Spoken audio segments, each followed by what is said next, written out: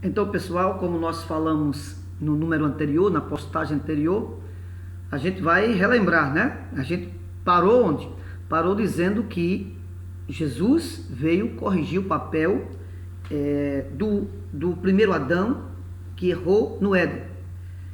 A igreja vem fazer o papel da mulher que também errou e agora sendo submissa ao seu Senhor, acima de tudo às ordenanças de Deus, e a serpente continua sendo serpente, tentando denegrir, tentando atingir, tentando desviar os propósitos de Deus para o homem e para a mulher. Eu coloquei algumas coisas aqui para a gente se guiar na linha de raciocínio. Primeira coisa é que o segundo Adão, né, o Jesus, que o apóstolo Paulo chama de segundo Adão, o Senhor, ele foi tentado de várias maneiras para quebrar a aliança com Deus, como o primeiro Adão quebrou, né?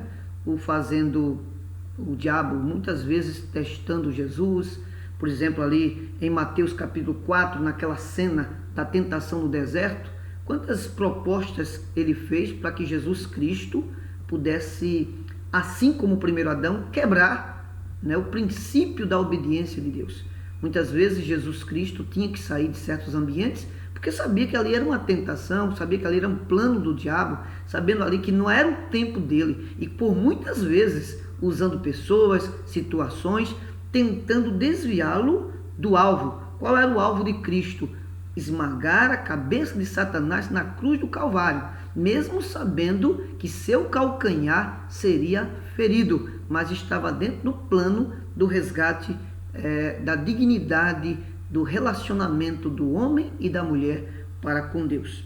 Mas uma coisa importante que a gente precisa declarar e falar, que por momento algum, em circunstância alguma, Jesus desistiu da cruz, desistiu do seu plano. Aliás, ele foi até o fim e enfrentar a serpente até o fim na cruz do Calvário, para que a profecia lá do Éden se cumprisse. Qual era a profecia? Não é?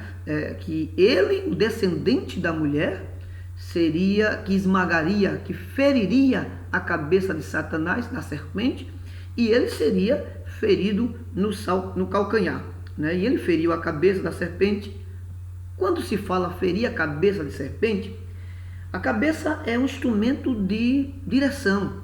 Todos os instintos, todos os órgãos que dirigem o corpo, a maioria deles está centralizado na cabeça. A visão, a audição, o paladar, a mente, não é? O raciocínio.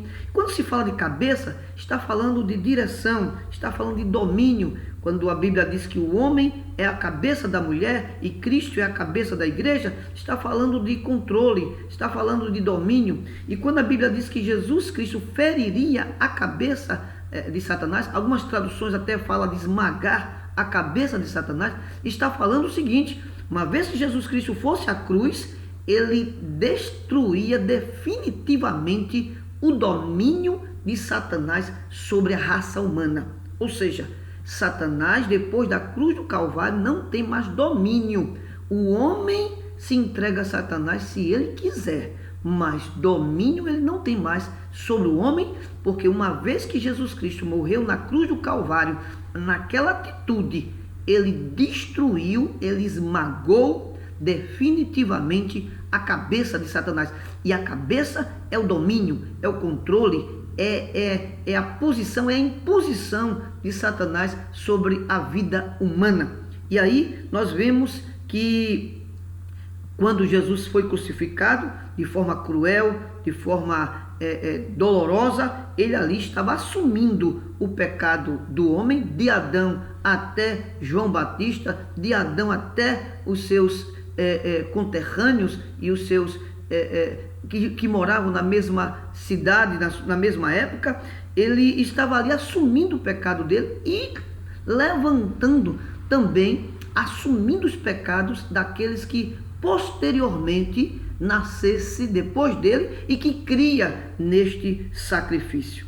Então eu quero dizer uma coisa para você, que depois da vitória de Jesus sobre a serpente e a morte, né?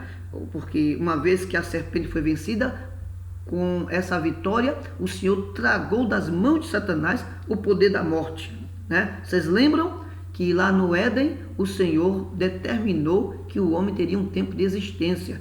O homem não poderia mais viver eternamente. Jesus traz de volta o poder da vida eterna.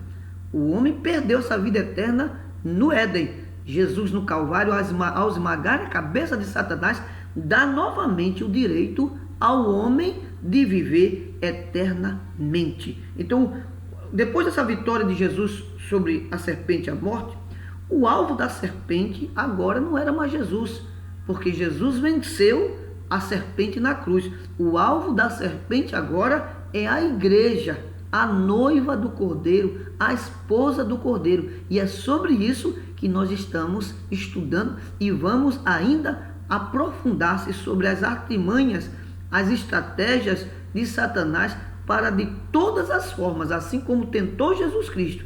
Primeiro tentou Adão e Eva e derrubou.